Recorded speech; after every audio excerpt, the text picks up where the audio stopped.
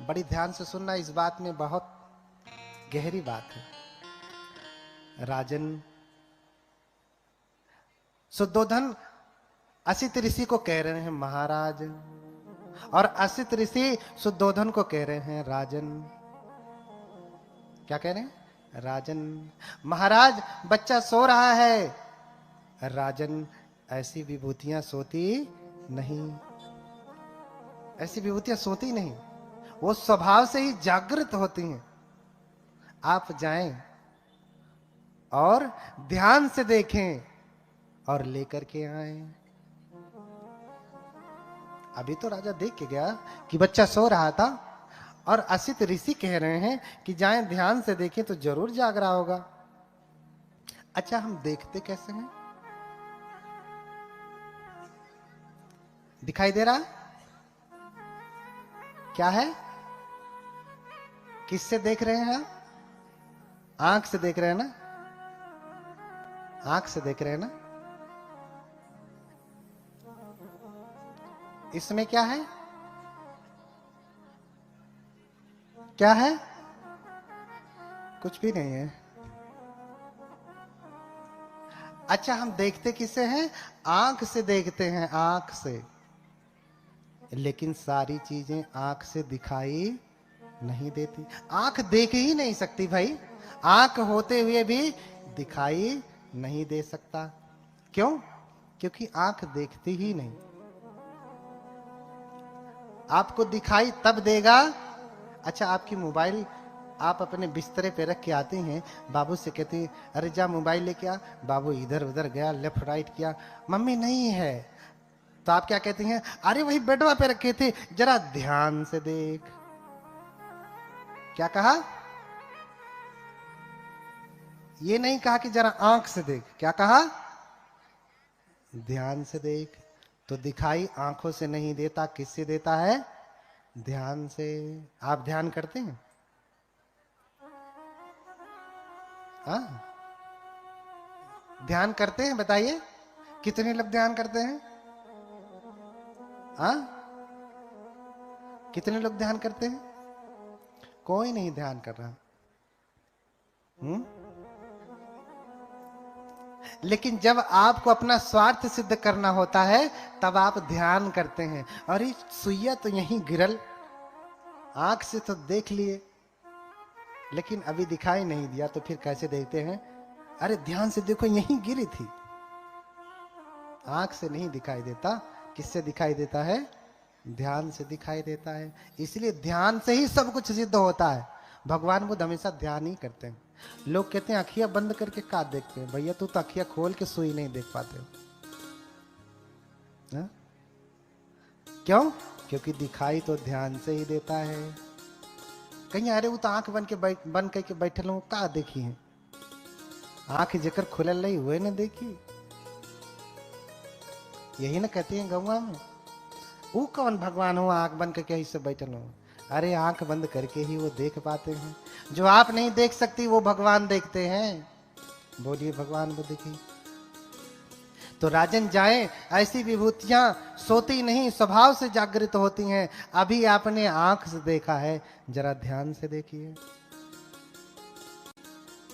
अब राजन जाके देखते हैं, जब सच में, अभी तो आंख से देखा था, अब ध्यान से देखें तो बेटा न हाथ हिला रहा है न पांव हिला रहा है, ऐसे चुपचाप लेटा है, लेकिन सो नहीं रहा।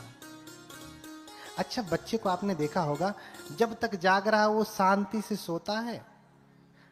कभी हाथ जो है मुंह में डालेगा, कभी पांव मुंह में डालेगा, करता रहेगा हमेशा। क्या करेगा? हाथ पांव हिलाता रहेगा, क्या क्या करता रहेगा। शांति से एक भी मिनट बैठता है? ऐसा क्यों होता है? क्योंकि बचपन से ही उसके ऊपर संस्कारों का इतना लेप है। इस पूरे जगत में आकर के ऐसे ही दौड़ता रहेगा, हिलता डोलता रहेगा, शांत रहने वाला नहीं है। लेकिन ये ऐसे हैं कि बचपन से ही शांत हैं, सारे विकारों से रहित हैं, इसलिए लेटे हैं तो कोई हरकत नहीं, कोई सांसारिक संस्कार है ही नहीं, तो क्यों हाथ पांव चलाएंगे भैया? सारे विकारों से रहित हैं, इसलिए चुपचाप लेटे। हाथ क्यों हिलाएं भैया? नहीं हिलाते। तो ध्यान से देखिए कि हाथ पांव सब कुछ शांत है, लेकिन लेटे हैं, सिर्फ पलकें झपका रहे हैं ऐसे ऐसे ऐसे। और देख करके वो आश्चर्य देख करके राजा प्रणाम करते हैं और उठा करके लेकर के जाते हैं प्रणाम कराने के लिए। तो पहले की परंपरा हुआ करती थी, आज भी है, आपके घर में जब बेटे बेटियां जन्म लेते हैं तो आप क्या करते हैं? कोई साधु संत आए तो उसको प्रणाम कराते हैं ना, कि आशीर्वाद मिल जाए बच्चे को। इसीलिए आप लाकर के चरणों में रख देते हैं, मेरे बेटे को जरा आशीर्वाद दे दीजिए। वो भी लेकर के आते हैं, लेकिन वो नहीं जानते हैं कि तेन भावेन नरुत्तमस न वंदितव्येति भवेपि कोचि। जो बालक लेकर के आ रहे हैं वो इतना सामर्थ्यवान है, इन तीनों भावों में, तीनों लोकों में वो किसी की वंदना करने वाले नहीं। उनके लिए कोई ऐसा योग्य व्यक्ति नहीं है जिनके लिए ये बालक जाएं और वंदना करें उनकी। ऐसा कोई व्यक्ति नहीं है बुद्धों के लिए। तेन भावेन नरुत्तमस न वंदितव्येति भवेपि कोचि। ये पाली की गाथाएं हैं। कभी कभी लगता होगा कि भंते जी संस्कृत बोल रहे हैं कि पाली बोल रहे हैं, क्या बोल रहे हैं। जब पाली सुनेंगे लगेगा कि गलत संस्कृत बोल रहे हैं, जब संस्कृत सुनेंगे तो पाली वाले कहेंगे गलत पाली बोले। दोनों बोल रहा हूँ, जहां जो जरूरत पड़ रही है वो बोल रहा हूँ, क्योंकि एक ही ग्रंथ से भगवान के जीवन का चर्चा नहीं है, पूरा त्रिपिटक भरा पड़ा है। पूरे संस्कृत साहित्य बौद्धों के हमारे इतने विस्तृत हैं, उसमें भरे पड़े। लेकिन राजा को नहीं पता, राजा लेकर के आ रहा है ऐसे, सोचता है कि ले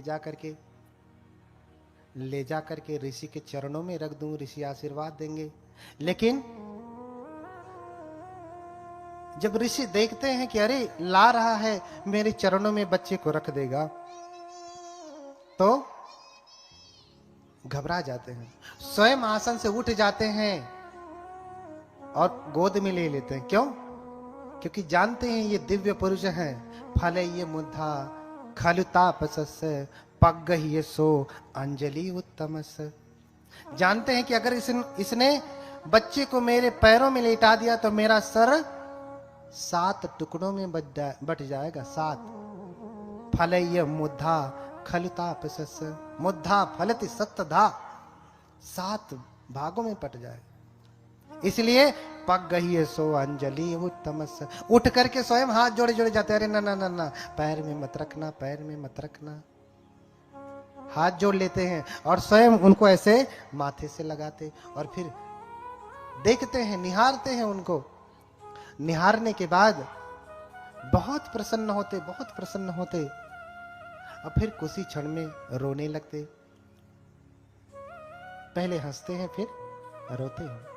राजा घबरा जाता कि हंस रहे हैं फिर रो रहे हैं, लगता है कोई विघ्न है, जैसे इसकी मां चली गई लगता है मेरा बेटा भी रहेगा नहीं, इसीलिए तो ऋषि रो रहे हैं। बच्चे को देख के खुश हुए, लगता है बच्चा रहेगा नहीं इसलिए रो रहे हैं।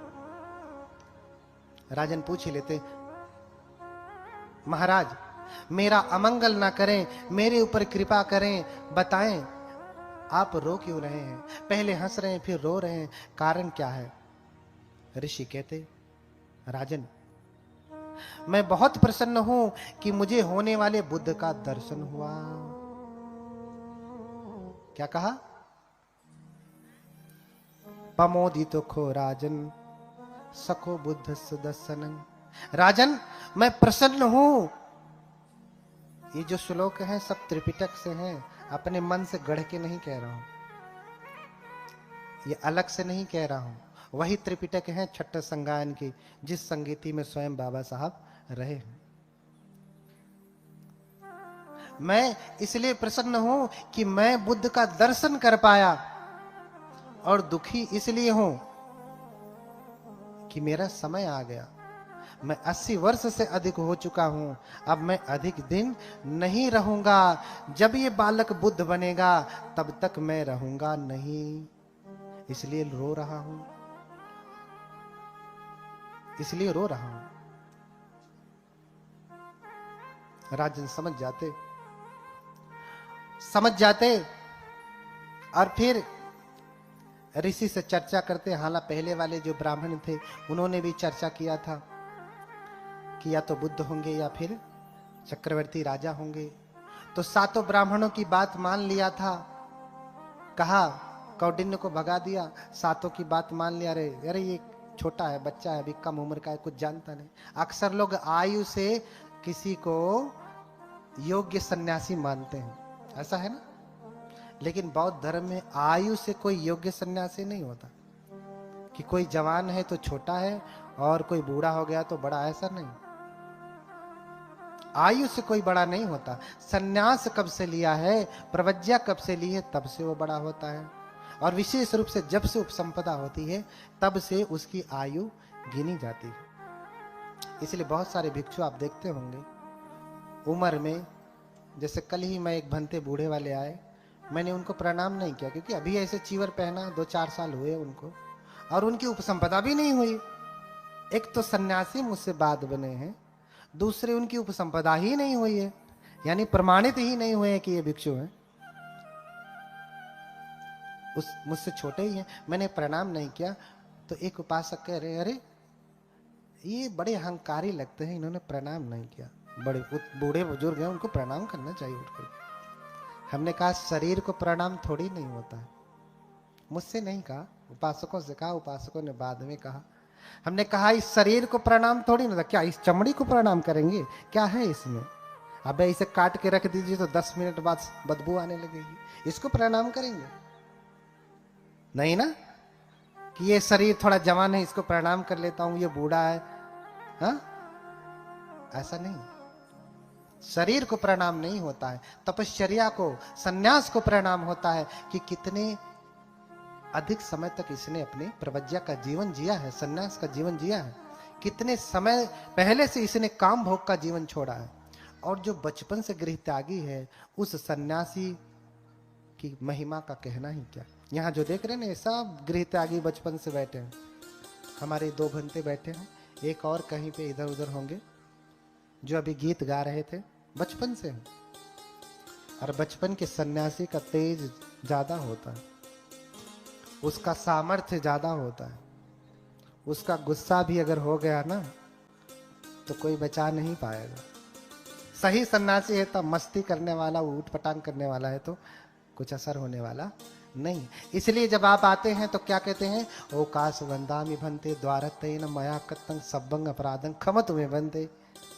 ये कहते हैं ना, हे भंते ओकाश दीजिए, समय दीजिए, मेरे द्वारतयेन, तीनों द्वारों से, काया वाचा और मन से जो भी अपराध हुए हैं, क्षमतु मे भंते, भंते क्षमा करें।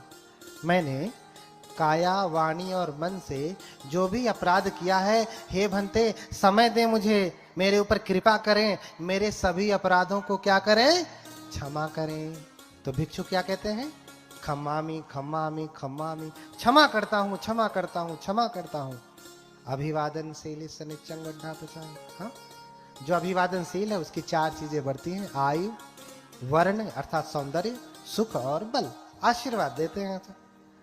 हाँ, अब आप सोचो, आप भिक्षुओं के पास आते हैं पाप छुड़ाने, पाप कटाने, अपराध की माफी मांगने। अगर वो आपके अपराध को क्षमा कर सकता तो सोचो जब गुस्सा हुआ तो क्या करेगा। हाँ, आपका अपराध काटने की क्षमता रखता है तो फिर जिस दिन गुस्सा हुआ तो क्या करेगा, कितने अपराध लाद देगा, इसकी गणना है नहीं। और उसमें भी जब बचपन से सन्यासी है, प्रवज्जित है, भिक्षु है, तो उसका कहना ही क्या। अरे बुढ़ापे में कोई भिक्षु बनता है, घर पत्नी के साथ जो भोगना था सो भोग लिया, बच्चे का सुख भोग लिया, जब लतियाए जुतियाए भागा घर से, अब सन्यासी बना है। हाँ? अब क्या ब्रह्मचर्य का पालन करेगा, अब तो ब्रह्मचर्य तोड़ना भी चाहे तो नहीं टूट सकता, तो बूढ़ा हो गया, सारी इंद्रियां शिथिल हो गई, अभी क्या करेगा, कर सकता है कुछ नहीं। जब ब्रह्मचर्य का पालन करना था, आचरित्वा ब्रह्मचर्यम अलद्धा यो बने धनम। भगवान कहते हैं कि जब ब्रह्मचर्य का पालन करना था तब तो किया ही नहीं, करना था तब किया ही नहीं। हाँ, जीर्ण कोचे वजायंती खीन मज्जे व पल्लले, दंपति की गाता है। तो जैसे जब तालाब सूख जाता है तो बगुला पक्षी, बगुला कहाँ से मछली खाता है? जिसमें पानी होता, जिसमें मछलियां होती है ना। अब पानी ही सूख जाए तो उसे मछली मिलेगी? तो बगुला भी तो दुखी होगा ना, क्योंकि मछली नहीं मिल रही। ऐसे ही बुढ़ापे में सन्यासी व्यक्ति जब सब कुछ सूख गया पहले ही खड़ा होकर के रोता है कि पानी तो सूख गया, मछली भी नहीं, अब कौन से ब्रह्मचर्य का पालन करेंगे। इसलिए बौद्ध धर्म में बचपन से ही सन्यास लेने का विधान है। हाँ, देखो कितनी बार आपने पांव को बदला, दादाजी लोग, पिताजी लोग। देखिए हमारे एक उपासक जी पहले ही आगे पैर फैलाए बैठे हैं, नहीं बैठ पा रहे हैं। ये ऐसा नहीं कि जानबूझ करके फैलाए, नहीं, उससे राह क्या करें, मजबूरी। अब शरीर जिसको अपना माना, जिसको मेवा मिश्री खिलाया, बतिए नहीं मानता। बोलिए भगवान बुद्ध की, उन्हीं का नहीं सबका। और वहीं हम सब देखो बनते लोग बैठे, हम लोग बैठे, हिला हम लोगों का? हिलेगा भी नहीं जब तक कथा चलेगी। हिलेगा नहीं। तो कम उम्र से किसी के सन्यास की गणना नहीं होती, उसके सन्यास से उसकी गणना होती। कब से वो सन्यासी, कब से गृह त्यागी। तो उसे छोटा समझ के पहले भगा दिया, ये जवान है। 7 ब्राह्मणों की बात माना था, तो 7 से पूछा, अच्छा आपने 2 बात कहा कि या तो चक्रवर्ती राजा बनेगा या बुद्ध बनेगा, तो मुझे तो बुद्ध बनने के लिए नहीं देना अपने बेटे को, मुझे तो चक्रवर्ती राजा बनाना है। तो क्या करे कि मेरा बेटा घर छोड़ के न जाए? तो तत्कालीन ज्ञानी विद्वानों ने कहा, 7 विद्वानों ने, ब्राह्मणों ने कहा कि राजन, इसे इतना भोग विलास दे दो कि इसी में लीन रह जाए, घर छोड़ के जैबे न करे। इसे हाँ, इसे शराबी बना दीजिए, गजेड़ी बना दीजिए, लीन रहे इसे, घर छोड़ के जाएगा ही नहीं। 2 तरीके से ये बातें गलत हो गई इन ब्राह्मणों की। एक तो उनका उत्तर इसलिए गलत है, क्या कोई इसलिए सन्यासी, वो स्वयं सन्यासी थे, जो 8 ब्राह्मण थे उसमें से 7 बचे हैं, वो स्वयं सन्यासी हैं। उन्होंने उत्तर दे करके अपने ऊपर प्रश्न चिन्ह खड़ा कर लिया। उन्होंने क्या कहा, राजन अपने बेटे को इतना सुख भोग दीजिएगा, इतना भोग विलास दीजिएगा, वो घर छोड़ेगा ही नहीं। और ये स्वयं सन्यासी हैं, तो क्या आपने सन्यास इसलिए ग्रहण किया कि आपको घर में भोग विलास मिला नहीं? हाँ, आपने सन्यास इसलिए लिया कि आपको घर में भोग विलास मिला नहीं, इसलिए टुटवा रहे थे, तो चलो भैया कपड़ा पहन ले। हाँ, अपने ऊपर ही प्रश्न जो है खड़ा कर लिया। हाँ, और दूसरी बात, अगर भोग विलास दे दिया जाएगा तो घर नहीं छोड़ेगा, घर में ही रहेगा। कभी भोगी विलासी व्यक्ति चक्रवर्ती राजा बन सकता है? हाँ, कभी भोगी विलासी व्यक्ति, अरे चक्रवर्ती राजा बनने के लिए तो अखंड ब्रह्मचर्य का पालन करना पड़ेगा। हाँ, व्यायाम करना पड़ेगा, अभ्यास करना पड़ेगा, शस्त्र विद्या में निपुण होना पड़ेगा, उसके लिए भोग विलास से निकलना पड़ेगा, तब तो कर पाएगा ना। तो दोनों तरीके से उनकी बातें गड़बड़ ही हैं। कौंडिन्य की बात नहीं माना, कम उम्र का है ना, इन बुढ़उओं की बात माना। हाँ, तो राजा बनेंगे, इन्हें भोग विलास दे दीजिए। और इधर असित ऋषि भी आए हैं, देखे हैं, तो देख करके समझ रहे हैं कि ये बुद्ध बनेंगे, चक्रवर्ती बनने का कोई आसार नहीं है। असित ऋषि चले जाते, राजन इनकी परवरिश करने लगता, ये धीरे धीरे बड़े होने लगते, सारे भोग विलास की सुविधा दे देते। लेकिन ये बचपन से ही कुशाग्र बुद्धि के थे, दयालु थे, इतने दयालु कि छोटे से छोटे जीव की भी हत्या नहीं करते। कभी शिकार खेलने नहीं जाते, क्योंकि राजा तो युद्ध में पारंगत तब होता है जब वो शिकार खेलता है ना, बिना शिकार खेले वो कैसे युद्ध में पारंगत हो सकता है? नहीं हो सकता ना। लेकिन बिना किसी जीव को मारे 16 कलाओं में निपुण हुए। कौन? राजा के पुत्र। अब इनकी कामनाएं पूरी हो रही हैं। इतने लंबे समय की अभिलाषा थी जो पूरी हुई, इसलिए नामकरण विशेष रूप से नहीं हुआ। अभिलाषाएं इनकी पूरी हो गई थी, इसलिए इनका नाम ही पड़ गया था सिद्धार्थ। सिद्धार्थ का अर्थ होता है सिद्ध अर्थ। अर्थ की सिद्धि होना, कामनाओं की पूर्ति हो जाना, अभिलाषा का पूरा हो जाना।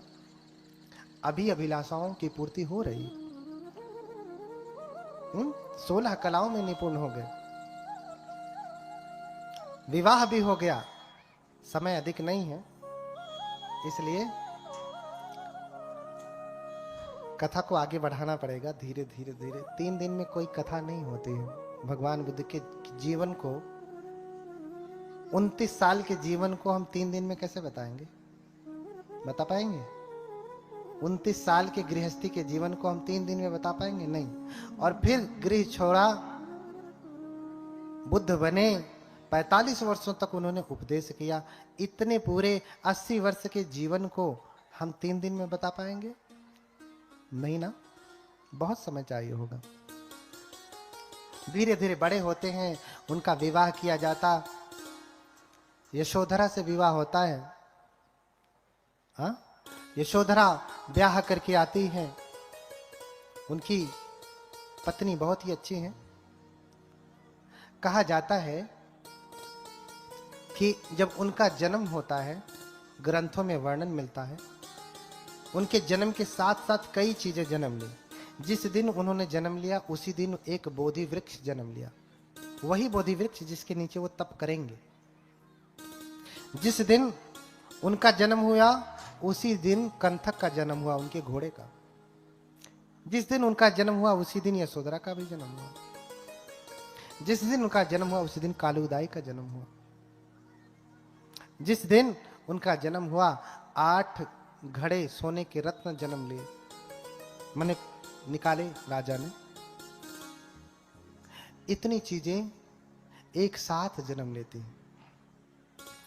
इतनी चीजें एक साथ जन्म लेती हैं। अब यशोधरा के साथ विवाह हुआ। यशोधरा भी उसी दिन जन्म ली है जिस दिन सिद्धार्थ गौतम ने जन्म लिया है। इसलिए बुद्ध के जन्मदिन पे यशोधरा का भी जन्मदिन है। क्या आप जानते हैं? माताएं जानती हैं, आपको तो जानना ही चाहिए। ये तो पुरुष वर्ग है, अपने पुरुषों को प्रमोट करेंगे। महिलाओं को जानना चाहिए। माता यशोधरा का जन्म किस दिन है?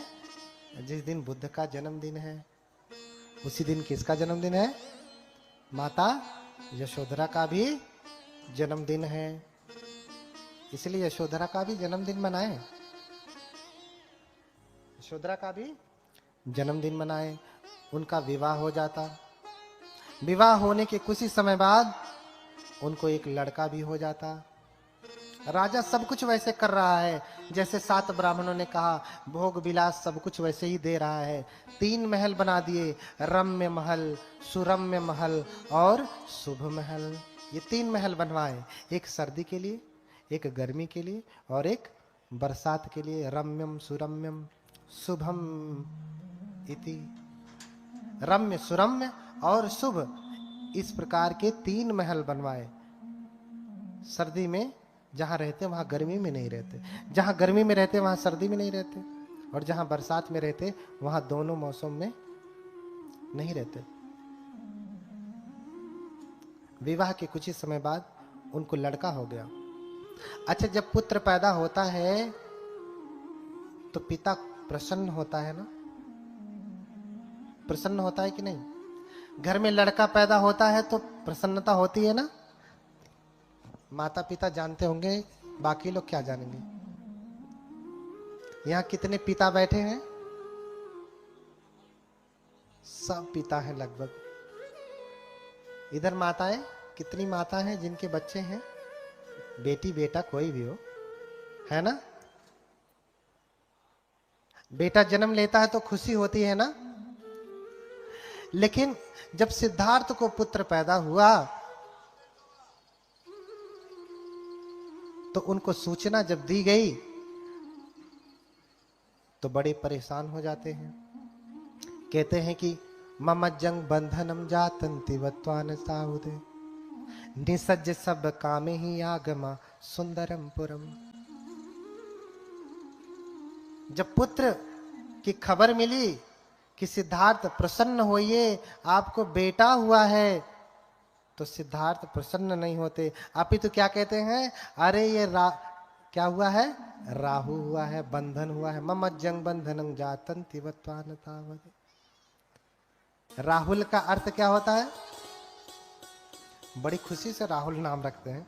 बहुतों का नाम राहुल तो जैसे कॉमन हो गया है, हाँ, चाहे हिंदू हो चाहे बौद्ध हो, बहुत सारे लोग क्या नाम रखते हैं, राहुल।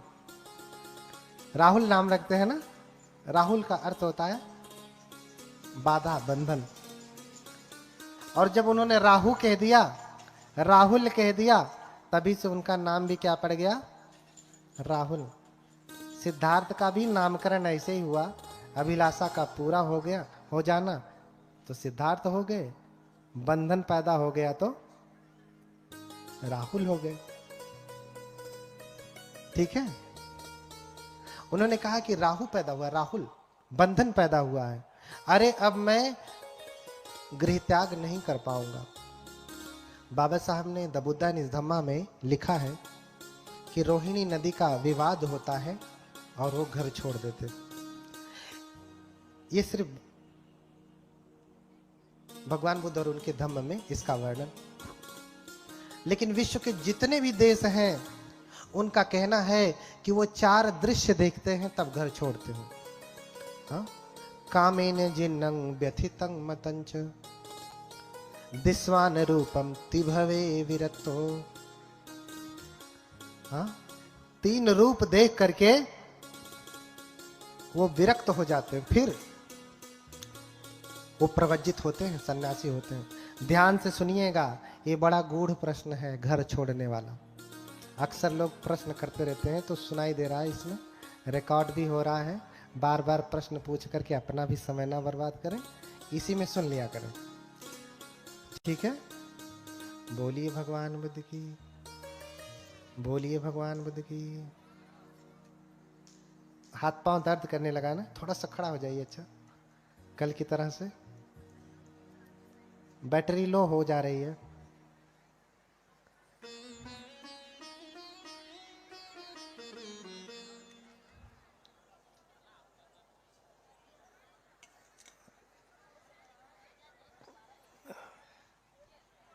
भागना नहीं पिछवा से।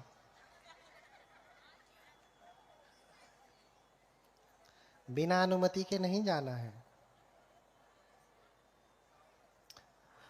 बोलिए भगवान बुद्ध की,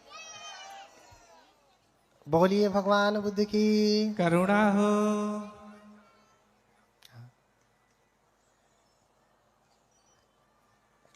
हाँ, चलिए स्तुति करते रहते हैं। हाथ जोड़िए। हाँ, मेत्तानंद तनहंग करो, स्तुति कराइए। देखिए बंते जी स्तुति करा रहे हैं। सभी लोग बोले साथ साथ में, तनहं करो महावीरो। सभी लोग बोले, तनहं करो महावीरो। मेधं करो महायशो। शरणं करो लोकहितो। दीपं करो ज्योतिर्गमो। सुमनो सुमनो धीरो। रेवतो रति उत्तमो। शोभितो गुण संपन्नो। अनुमदसी जनुत्तमो। पद्मो लोकपज्योतो। नारदो वर सारथी। पद्मोत्तरो सत्सारो सुमेधो अग्गपुग्गलो सुजातो सब्बलोकज्ञो पियदसि नरासभो अथदसि कारुणिको धम्मदसि तमोनुदो सिद्धथो असमो लोके तिस्सो वरद संवरो फुस्सो वरद संबुद्धो विपस्सी चयनोपमो सिखे सब बहितो